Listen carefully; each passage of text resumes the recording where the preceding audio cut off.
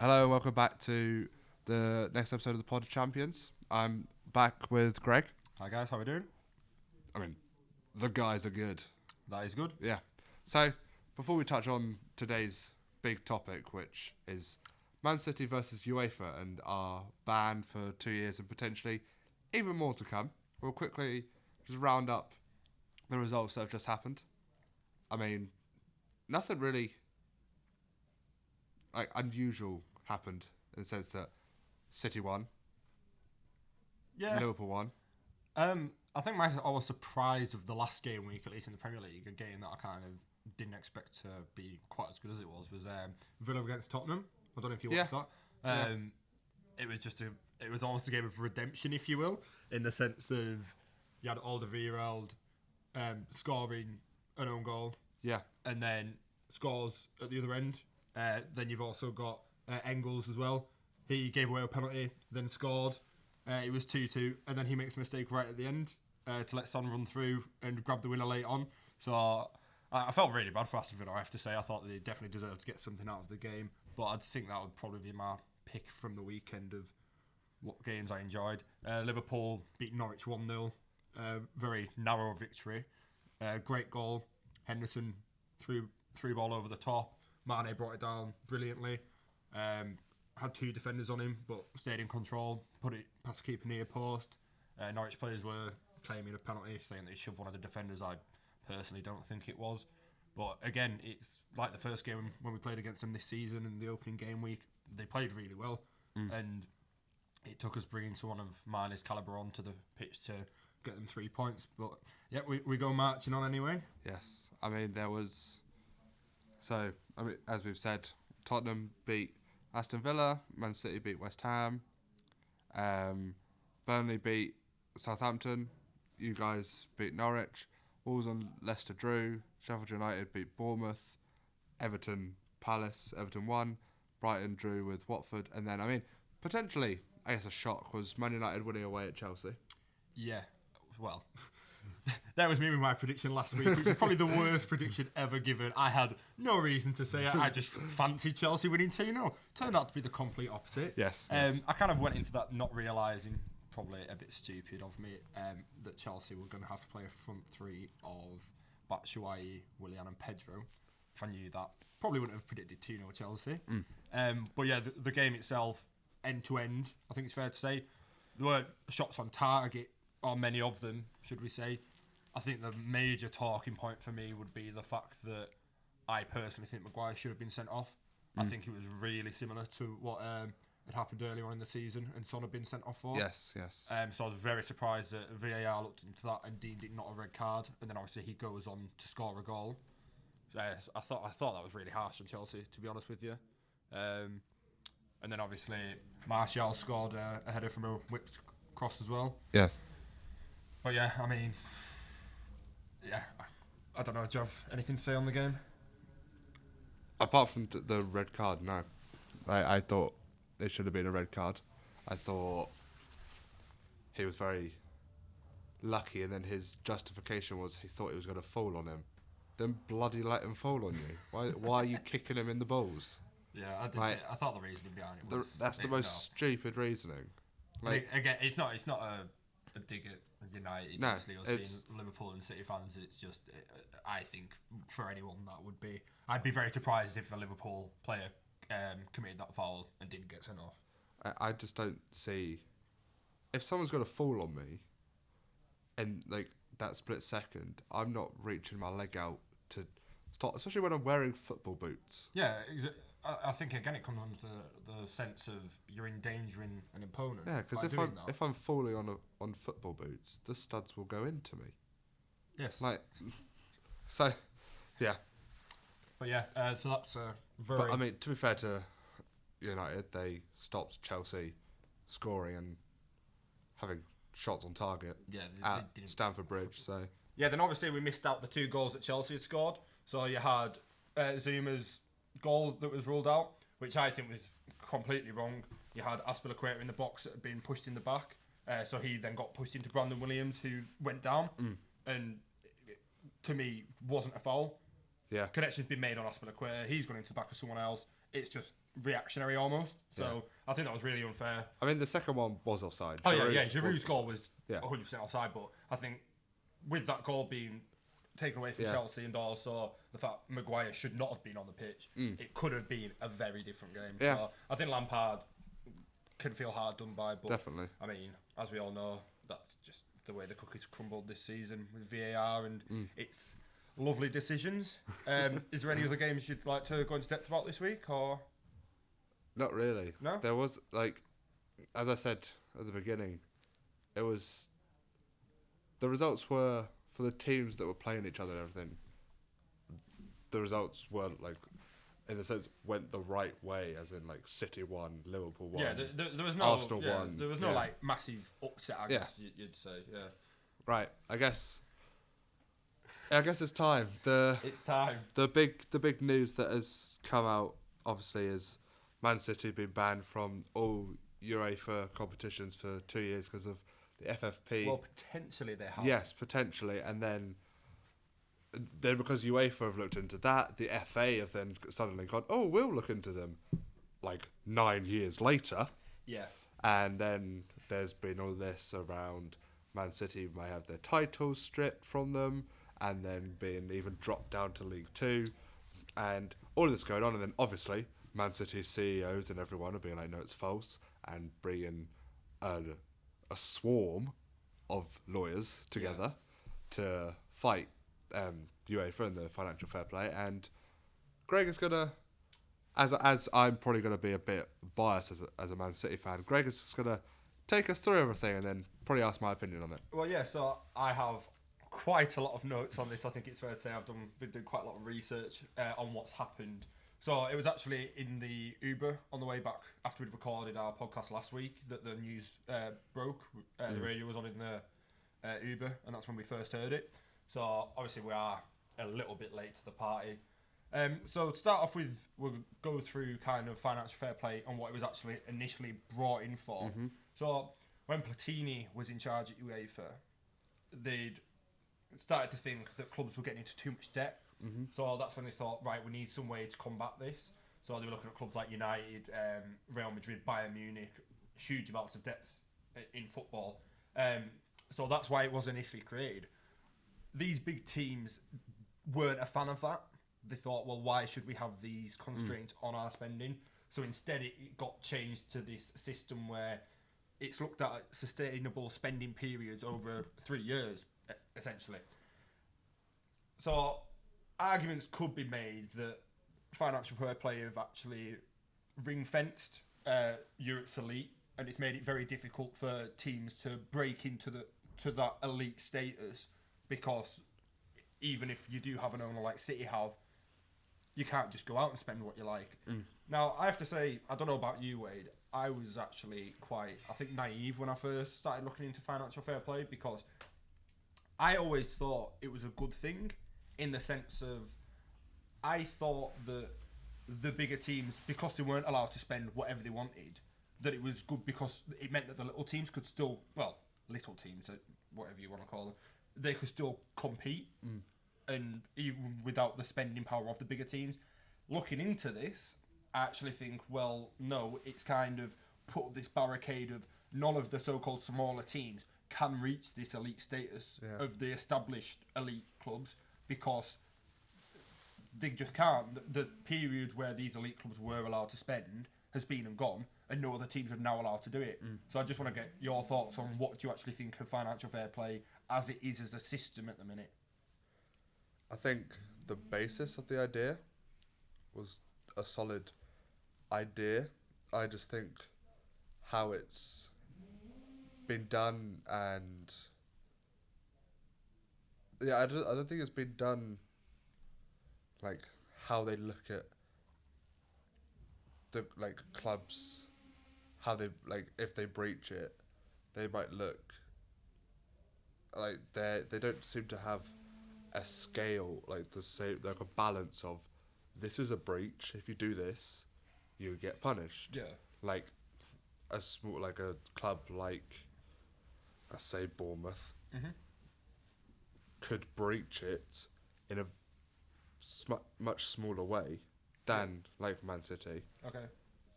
and then still get the same punishment. See what I mean? Yeah. And it like obviously I guess that's I get like it's set a balance for what the punishment is, but then also it's not fair on Bournemouth to have that kind of punishment when okay they might have done something wrong, but they haven't done it to the extent Of a bigger club has, and I think they haven't been able to find that balance, and then just like it stops like clubs that could grow, it stops their growth. Yeah. So with financial fair play at the moment, it's just over cumulative losses over a 3-season period. So you're not actually meant to go. If you basically go over a loss of 25 million over that 3-year period, that's when you're in the wrong. Basically, that's when they'll start investigating what's gone wrong, and you should be punished according to them. Now, financial fair play doesn't have an effect on a club spending on things such as women's football, upgrading facilities, things like that. It's purely just spending on players' wages, agent fees, things like that, basically.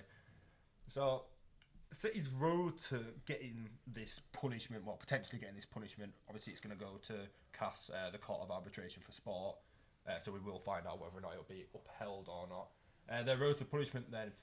So, in 2012-13 season, City fell £9.9 million short of financial fair play.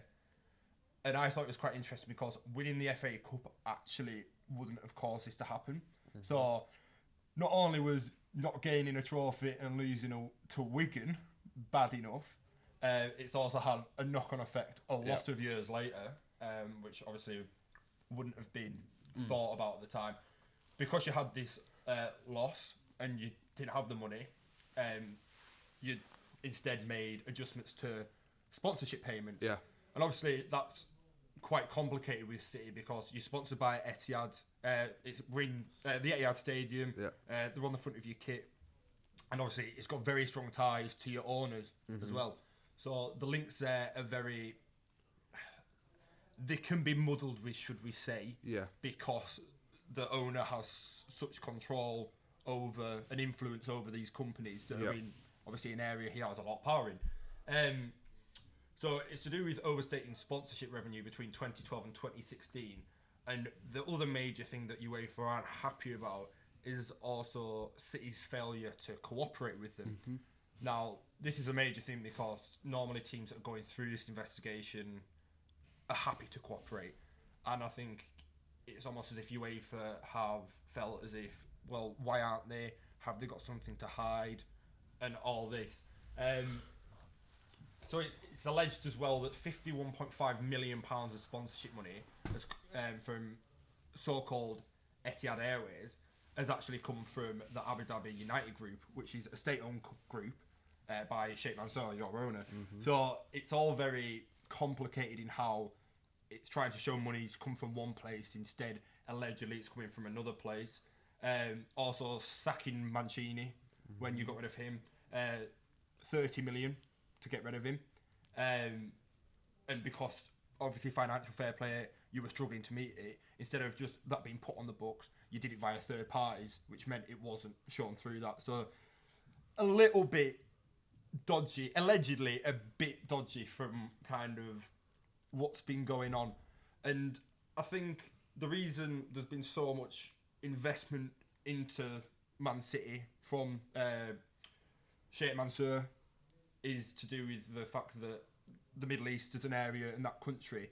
They're trying to grow a global audience, and they're trying to entice a lot more people to the country, grow tourism, hence why sponsored by the Etihad, and linking all of that in and creating this massive sports industry. You've seen Qatar World Cups coming up in 2022. So there's a lot of ties to the Middle East and the spending that's gone on at City and kind of why these financial fair play breaches have happened. What do you think about all of that then?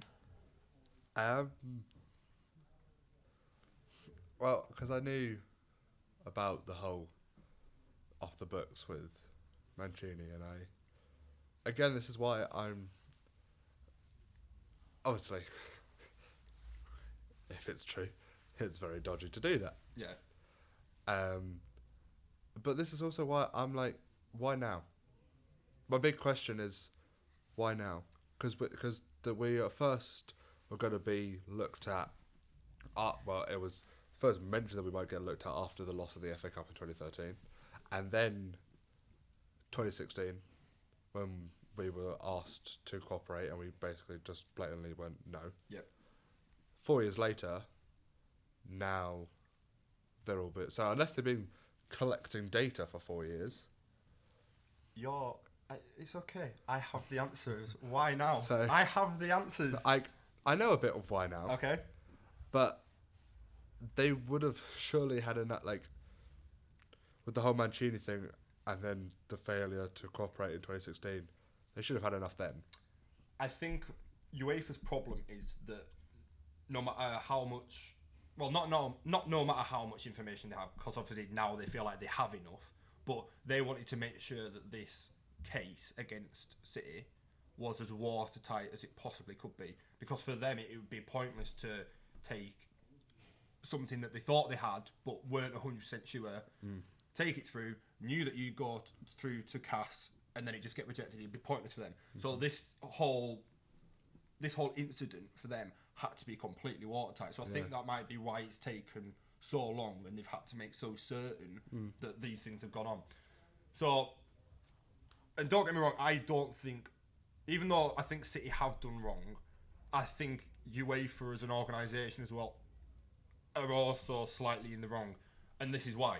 So, the whole reason this has come about now is that UEFA have got hold of a lot of leaked emails, and this has come from German newspaper Der Spiel, after a hacker got hold of 70 million emails from sports teams, coaches, agents and players, and basically leaked them onto the internet.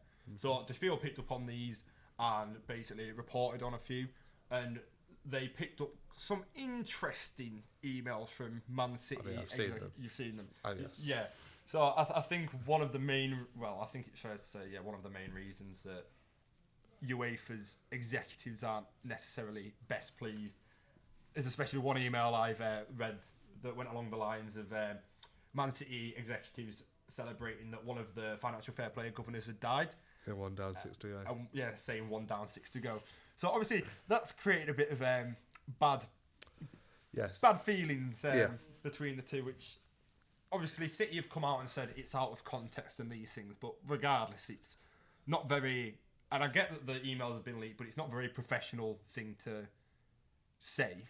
No, especially regardless if it's out of context or not, you don't really say, oh yay, 1 guy's dead, only 6 more. Yeah, exactly. So it's obviously UEFA are really unhappy about this, and fair enough. But what I find dodgy about it all is the fact that this case has now become so watertight because of leaked emails and leaked information. Because, and that's something City are going to take to CAS and say, look, this isn't fair. These documents that have been leaked, and this is how they've got hold of them. That's just not a fair way to go about having us banned from competitions and all these things. So currently UEFA have come out and they've set the punishment. So City are going to obviously go through a process of trying to get this whole punishment taken away. But currently UEFA has stated they are banned for 2 seasons and they will be fined 25 million. It says pounds, but I'm pretty sure it'll be euros. So that's what they're holding up at the minute. Now, this is obviously all going to be investigated into. The Premier League, people are also speculating that they will start doing an investigation as well. You mentioned it at the start. They're only doing it because UEFA are doing it.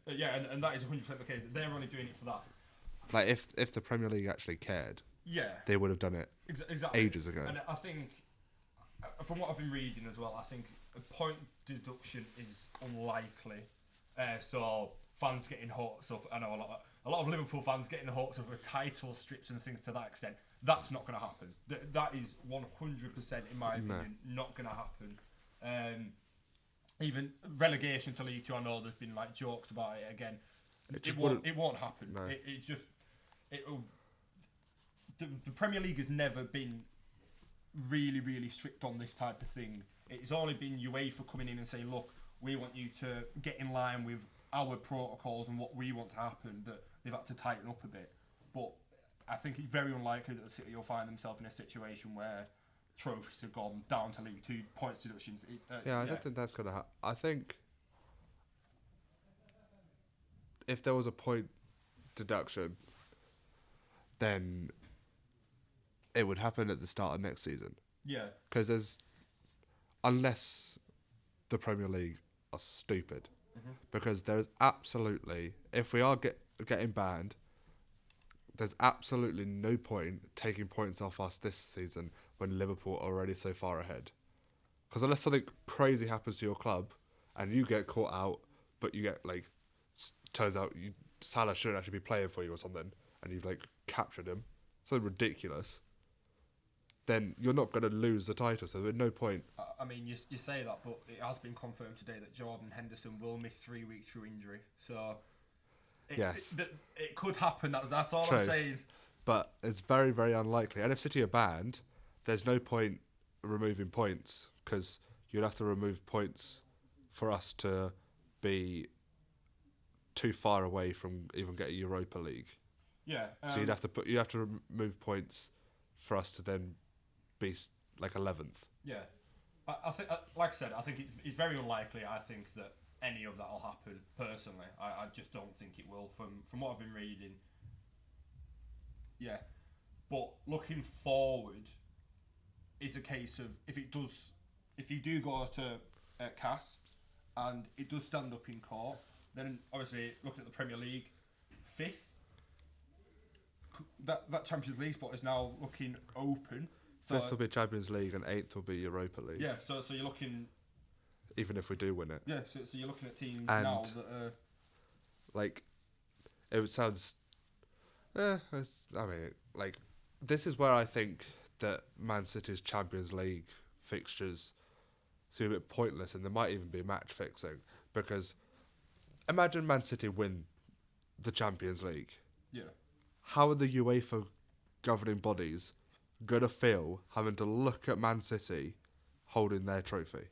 That's what I mean. It's gonna be if you do if we get through and win it, we won't get the trophy. We won't get the trophy. Well, if they try to kick us out, stop us from playing in their competition, they are gonna give us the trophy that we're not allowed to be in. I don't think they'd have a choice, but it'd be I think it'd be very bitter taste about it. It would probably be one of the. Well, I think the game against Real Madrid next Wednesday. Yeah. And the return leg at the Etihad, toxic atmosphere. Yeah. Oh, 100%. All City fans are gonna boo the song. They'll probably be booing the whole game. Anyone from UEFA is spotted, they could be in danger. There's not gonna be if you Jamie Carragher said this. If you want us out of European football, take us out now. Just give Real Madrid a bye to the last 8. There's no point having us, because we could, if we get, let's say, because we're in Madrid, and we get we win 3-1 in Madrid. We've got 3 away goals to come to the Etihad. Even if we lose 2-0 at the Etihad, we go through away goals, and then we get Atalanta in the last 8. They were in our group. Slap them. He's confident. We slapped them in the group. We could slap them again. Last 4. Let's say we could get a nice run that gets us to the final, and then win it. I think if they want ban us, sure. On the flip side, though.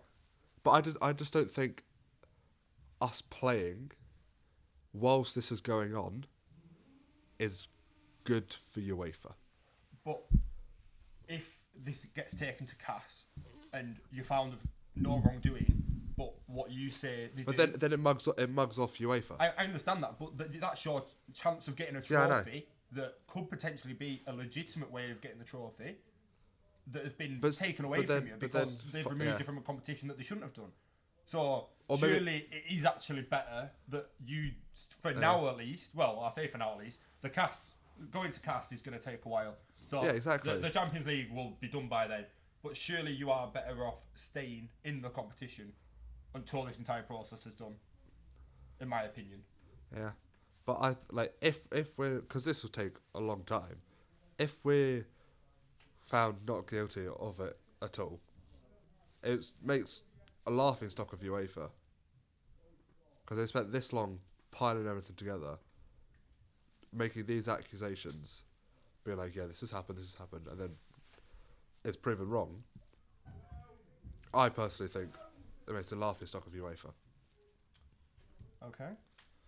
Well, City's argument going into CAS anyway. So obviously we've spoken about how there's been the Spiel have leaked these documents, these emails, and they basically City went to CAS straight away and said, look, that's unfair. They shouldn't have got it this way. And CAS have basically come back and say, well, that's not enough to go off. So City are also upset about the fact that they feel like there's been a lot of newspaper leaks, that this was coming, and they feel like UEFA have been leaking information. So they've also gone to CASnet, complained about that as well. And again, CAS have turned around and said, well, there wasn't enough data to go off, but the chief of UEFA, the Belgian chief of financial fair play, was using quite strong language and just toned it down a bit. So that's kind of where the story is at the minute. Now, I think going forward, one thing City's lawyers at least will be aiming for is to try and get some justification as to why other teams have been able to get away with things. So PSG especially. Now their president, He's part of their committee. he's part of their committee. Yeah, that is why. So I'm going to try and pronounce this right.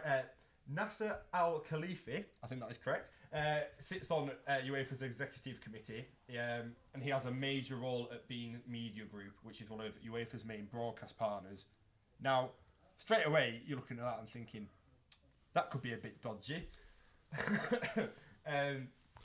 So there's a lot of questions about PSG's financial activity.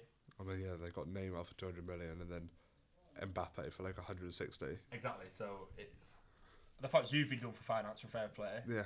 Yeah, that is very interesting. Because of Wilfred Bonny. Great player. Well worth going down for. But City are also going to probably ask questions about Juventus' finance as well, because they're getting a lot of money at the minute from Fiat, who part on Jeep. Jeep are their sponsors. And the Agnelli family, who own Juve, also own that company, and they're getting a lot of sponsorship money from them. That's gone up a lot in recent years. Now they're putting that down to signing Ronaldo, so they want to be associated a lot more with the club. They're pumping a lot more investment into it for that reason. So they've been quite clever about it, but whether or not that is the case, who knows. Agnelli has also been brought to UEFA's board by, you guessed it, PSG's executive, Al Khalifi. So there's a lot of interesting members on that board. City don't have a member on that board, so whether or not they are being protected, well, yes, whether or not them clubs are being protected, we'll have to wait and see what comes out. Whether or not we'll actually ever find out anything, who knows. Interestingly enough, yesterday, so on Thursday, Al Khalifi is now actually in trouble with FIFA. So he's been charged with encouraging an ex-FIFA Secretary General, Jerome Valk, of criminally mismanaging basically things during his time at FIFA, and awarding World Cup rights for the 2026 and 2030 World Cup to Bein Sports, which obviously Al Khalifi owns. So he does sound like a very interesting individual, but obviously on UEFA's behalf, nothing's happened. Do I think anything will happen to PSG with UEFA? No. Personally, I don't, purely because of the ties and the amount of money they get from Bein Sports and being able to broadcast that. I just think there's too many connections between the two parties, and it just seems quite dodgy, if you will. The other members on that board of UEFA are David Gill, obviously Man United links. You have Beltran, who used to bankroll Real Madrid basically. So again, massive European ties, elite club in Europe, and the final one, Rick Parry, former chief executive of Liverpool. So it's an interesting mix, isn't it? Do you feel hard done by, in a sense, then, that you've got these clubs that should be getting investigated, but they're not because they've got these ties high up with governing bodies that are meant to be there to actually enforce these laws, but instead it almost looks as if they're picking and choosing who they want to target. Yeah, I knew that PSG, they're like they had a lot of let's let's say help Yeah. with like a lot of people, not only just like their one big guy, but a lot of other people within PSG, in and around the UEFA committee, and obviously I feel that has helped because, I mean, let's say like if Man City were to go for Neymar, we would have been picked up straight away. Yeah. But yeah, they, uh, hard done by. I don't. Obviously, if it happens, it's a shame and everything. But I don't know. It's a weird one because I think that if all of this is true, then yeah, should be Yeah. punished. But then you should look at like all the other clubs that, like, as we've mentioned before, and even like not even like the bigger ones. Look at other clubs that are like in the leagues in Europe, and see if they've like. Yeah, I understand if City have done something wrong. Obviously, it's bad and everything, but they like if that happens, then financial fair play should have a ripple effect and look at everyone else. I just feel like taking us out of the Champions League. Okay, other teams and fans may not like us, but we do bring money to the sport, Yeah. and I think maybe a transfer ban might be a bit more like they should, yeah, like a 2-year transfer ban or something. Yeah, because you have had restrictions from UEFA in the past, haven't you? Yeah. So you had a period not too long ago where your wage bill wasn't allowed to increase. Yep. I'm pretty sure. I think that was for 2 seasons or something along them lines. And you also had a restricted squad for the competition. But yeah, going forward then, so City are going to take it to the Court of Arbitration for Sport. That has been made very public. I think it was a very quick announcement after UEFA had made their initial announcement of what they'd found and the fact City were banned. It was basically put out straight away from Manchester City that they were going to take this further. They do think that the case will be fast-tracked to be basically dealt with as quickly as possible because it is in their best interest, UEFA and Man City, to get this sorted before the next Champions League campaign starts in July, because if it's sorted by then and City are found of no wrongdoing, they're fine. If they're found of they are in the wrong, then The other clubs have to be told. Yeah, the other clubs have to be told, things have to be sorted out. It can go higher than the Court of Arbitration of Sport, so, and I'm not going to lie, I think it will do. I think it will do. So I think it's that bigger an issue that it will go higher, but that's kind of like the next step, if you will. So obviously that's been quite governy, if you will. It's been quite complicated. Maybe a bit simpler. Looking at City's future then, as a football club going forward. Guardiola, obviously, as soon as it was announced, there was a lot of speculation. What would he do? Yeah. He's since come out and said, look, unless I get sacked, I will stay. He says he has a great relationship with the board, Merbarak, and Juventus even tried to poach him last season. He said, look, I'm staying here, I'm happy. So I think it is likely that he'll definitely be there. He's come out and said that. Sterling has said that as well. But whether I believe Sterling or not is a different question. As a Liverpool fan, I'm going to say don't. Yeah, I was about to say he did say that he'd stay at Liverpool, and then we came with a big bag of money, and he ran away straight away. So whether or not Sterling's just saying that to keep the fans happy and like get himself out of the limelight, because he's one of only a few select that have come out and said it, and obviously he's a bigger name, has been linked with Real Madrid. I personally think, although it'd be great if he stayed, if all this happens, I don't see him staying. Okay. So you had Manchester City's chief executive officer, Ferran Soriano, coming out. I'm pretty sure it was yesterday, basically saying allegations against City are simply not true, and they hope to go through a fair process. Things will be sorted by summer so that the club can concentrate on signings and that they won't let the fans down. Yep. So obviously, how do you feel as a fan, would you say, with like chief executives coming out and saying these things? Does it actually make any difference to you, or are you just kind of like, well, it doesn't matter, whatever happens, happens? Yeah, I don't really know. Obviously, watching Champions League football is class. Yeah. Seeing the European teams at the Etihad, it's great.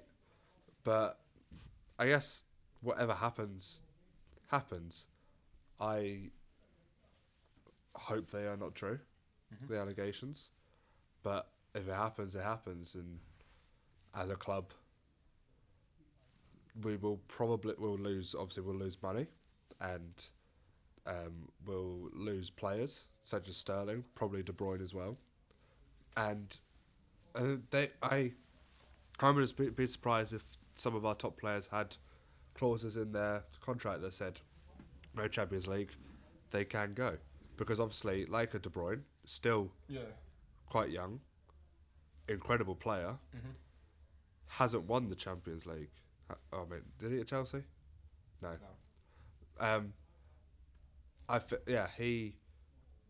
He's pretty much, he's one of the world's best in his position. Yeah, agreed. Yeah. So he will want to win the trophy that is the biggest for a European team to win.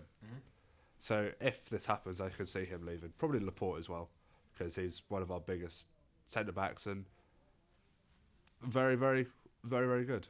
Yeah, I think another interesting thing would be that not even just a case of they can leave if they don't get Champions League, but it would be maybe in some of the contracts when they sign as an incentive, you have to get Champions League. Yeah. If we don't get Champions League, then your wages will be reduced. Yeah. Now it would be interesting to see if City are bound and they have that in their contract. Will they see their wages get reduced? Because at the end of the day, it's not the players' fault that they're not in the Champions League. They have got themselves to them positions. Yeah. It's behind the scenes and higher up that that's happened.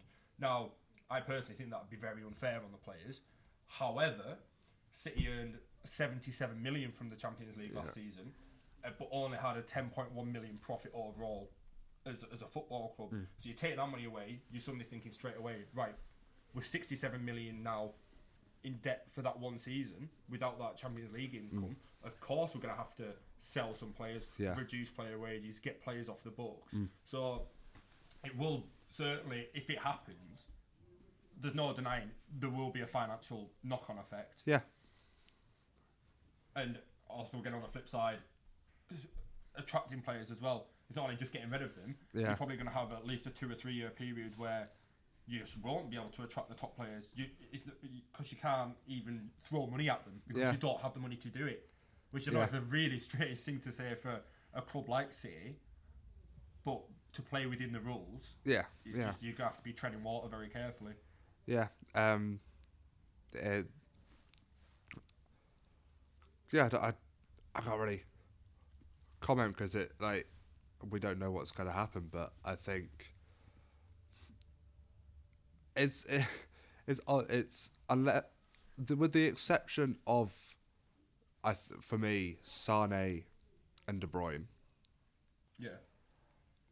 who I think if this happens, and maybe Laporte, if this happens, they will go to win the Champions League.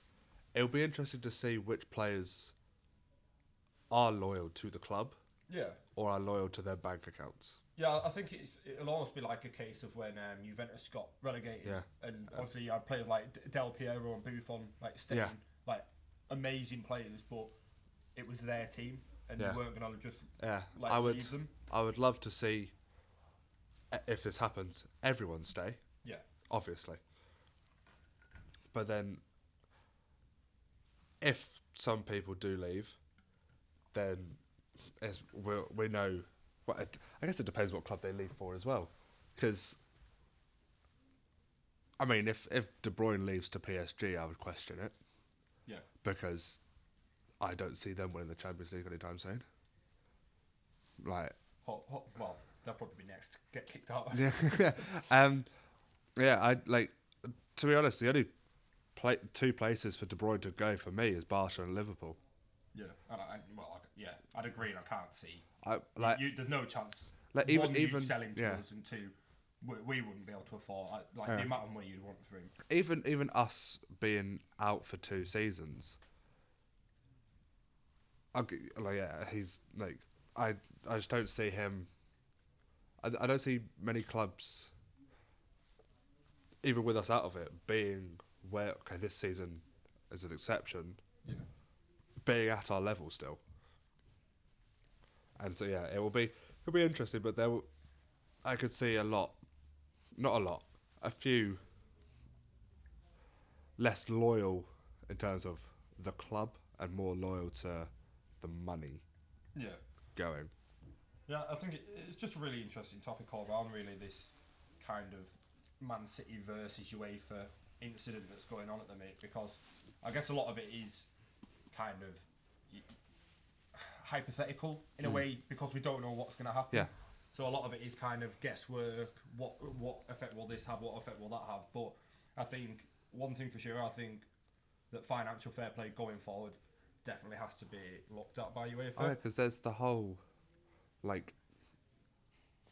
there's stadium rent and everything, but don't United owe a lot of money for transfers still? Yeah, exactly. And it's like, I think the initial intentions of when they brought in financial fair play to reduce debt was a good thing, because you've got clubs like Man United who are £500 million in debt, even though they generate as much money as they do.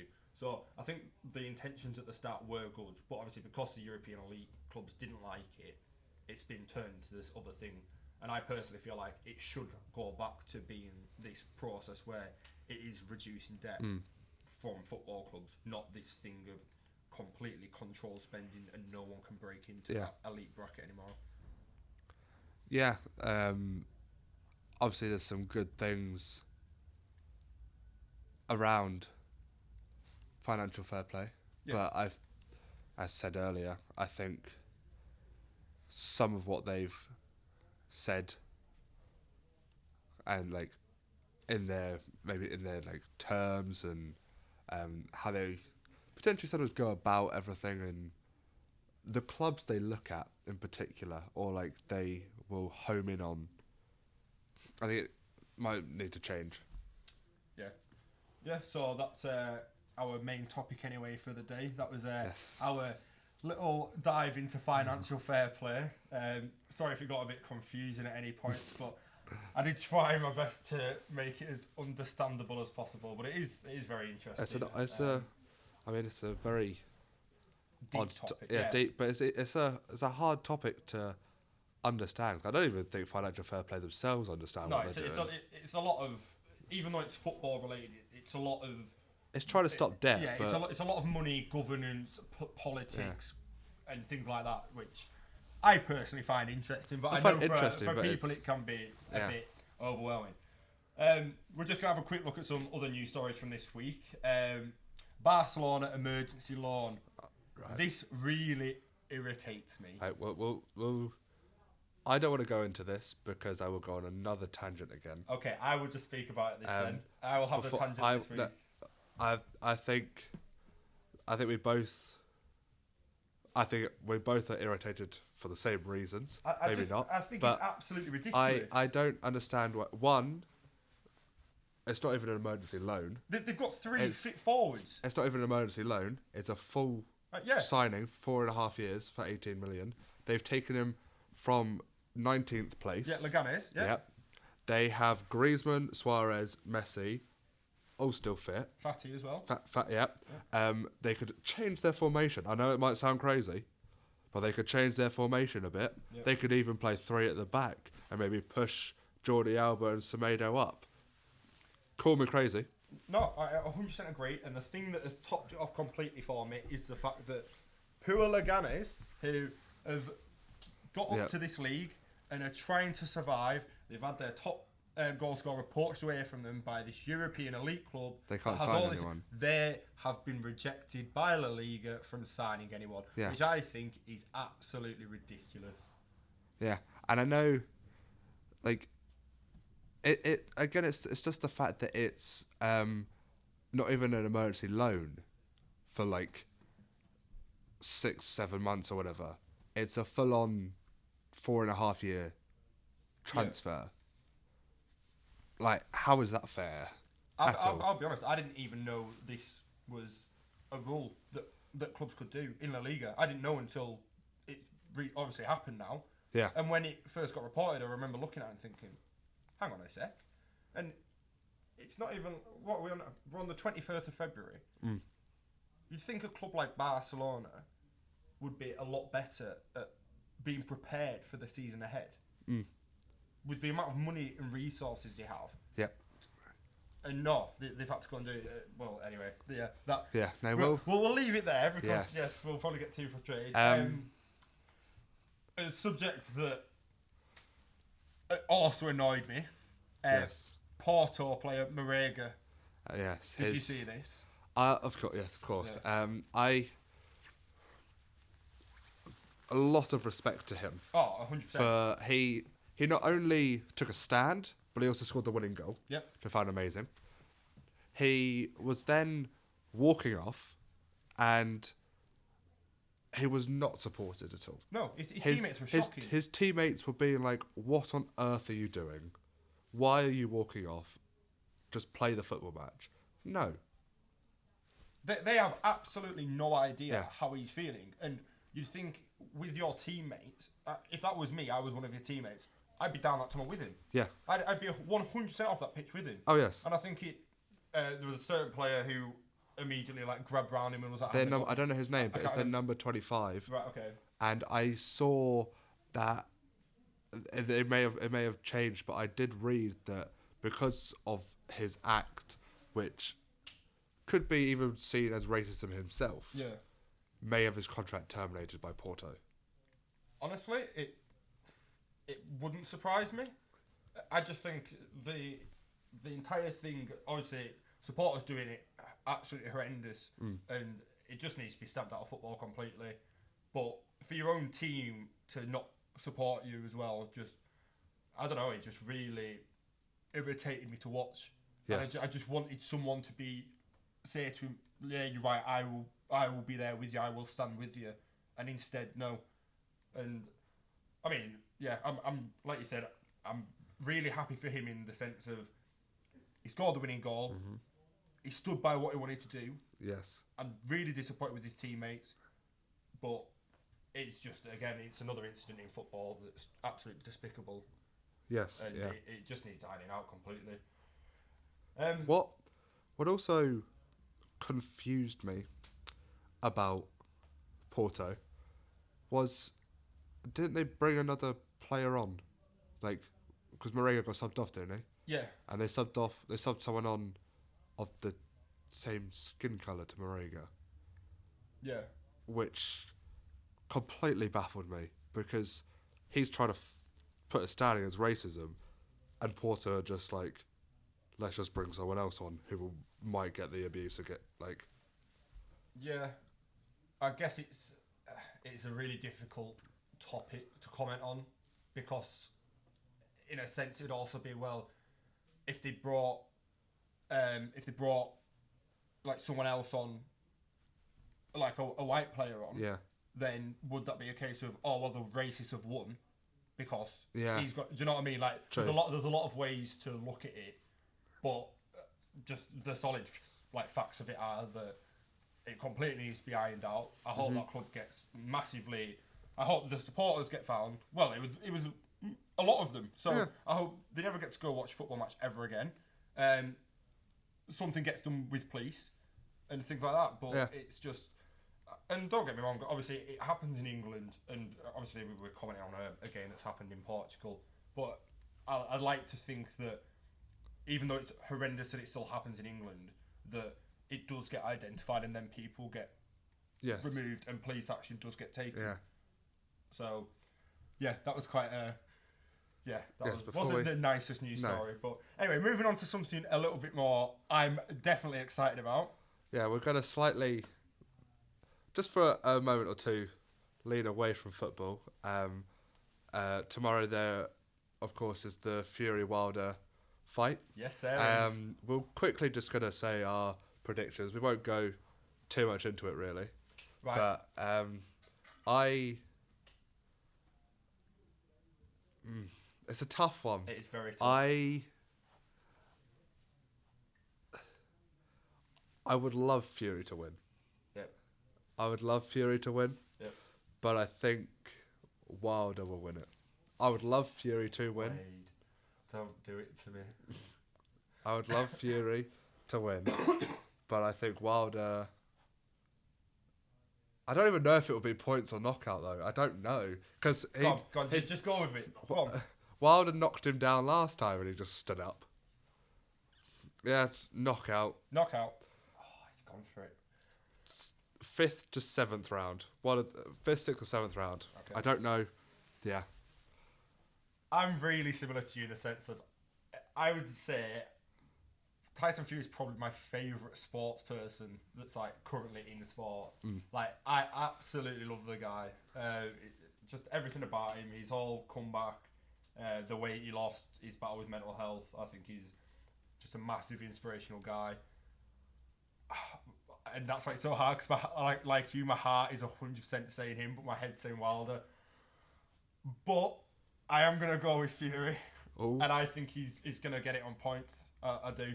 I just think if he can be that out of... not out of shape, but he was not in the condition he was last year that he's this year. And Wilder gave him absolutely everything, knocked him down, and he still got back up. And I personally don't think Wilder could have got much better than he was that night, whereas I think Fury can be in a lot better condition and can be a lot better than he was that night. So I think Fury is going to win it on points. Okay. Tyson Fury. Okay.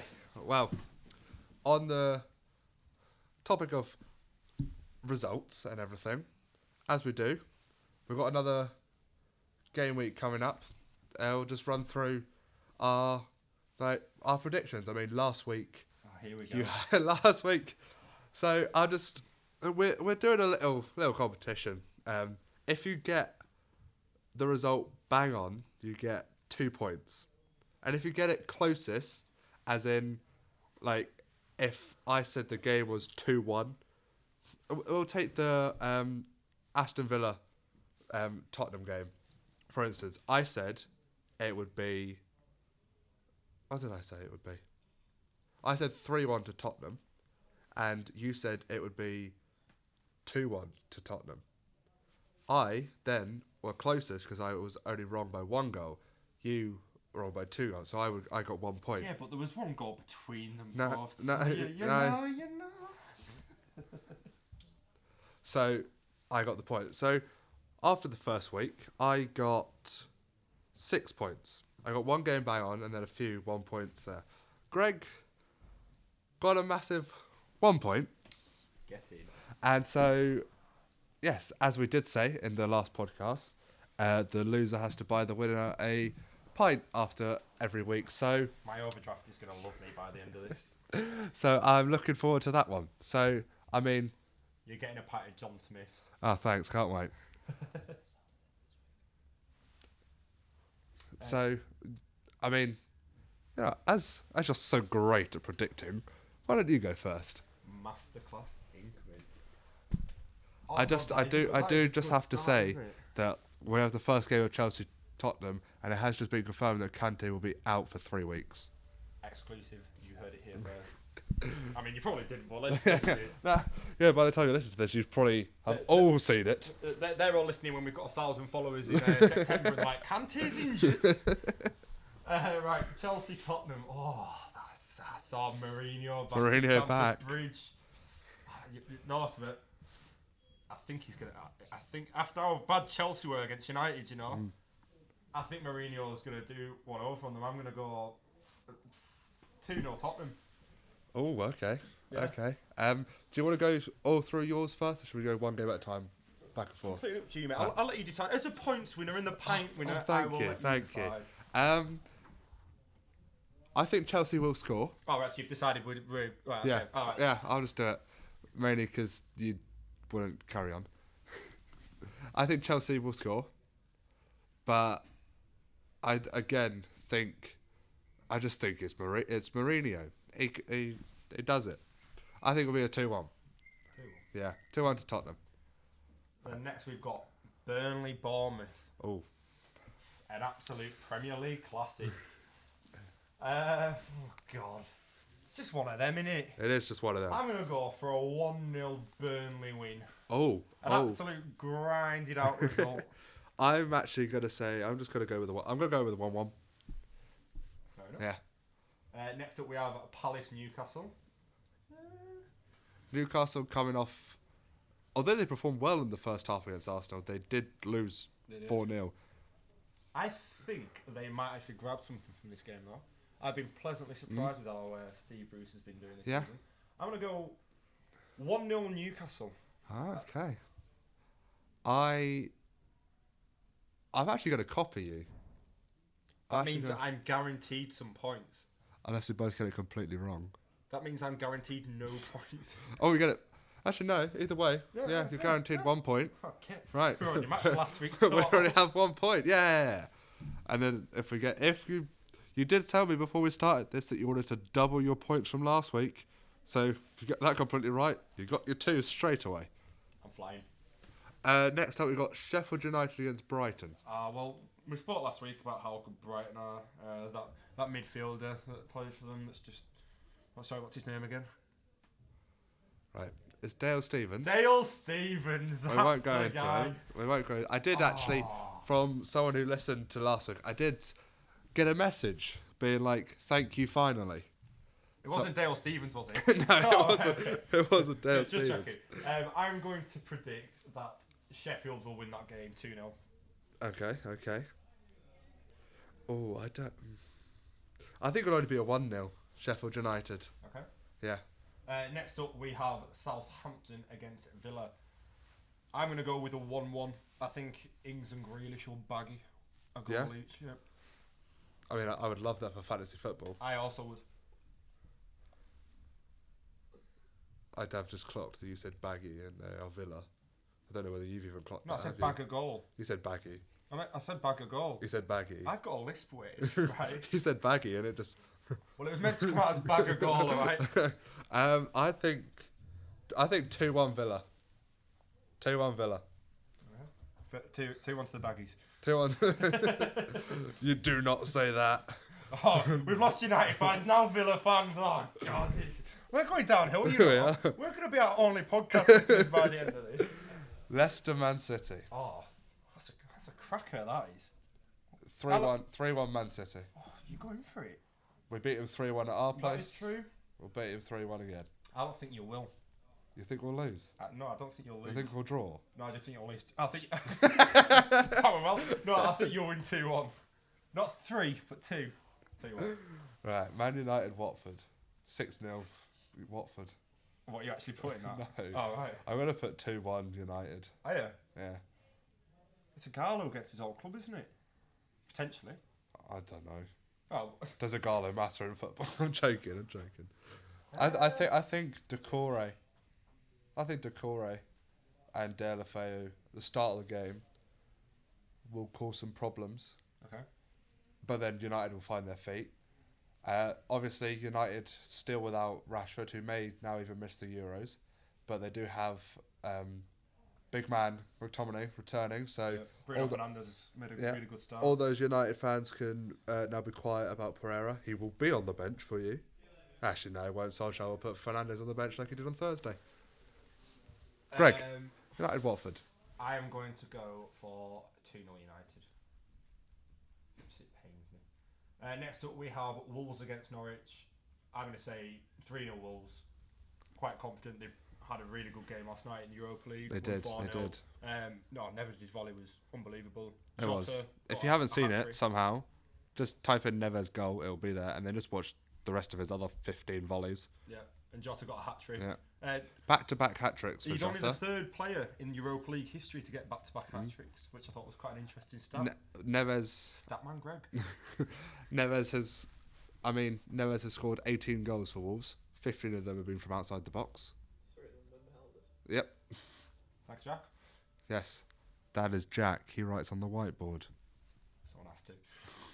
And then I'm going to say... Oh, sorry, yeah, all right, Greg. Oh, look, I'm trying to minimise the amount of points you get, all right? Almost skipping a game off for me. I'm going to say... I'll say 2-0 Wolves. Okay. Next up, we have Arsenal against Everton. Ooh. That'll be a good game as well. 2-2. 2-2. 2-2. I quite like that scoreline, you know. But I'm not going to copy Are it. you going to try and copy and get a point again?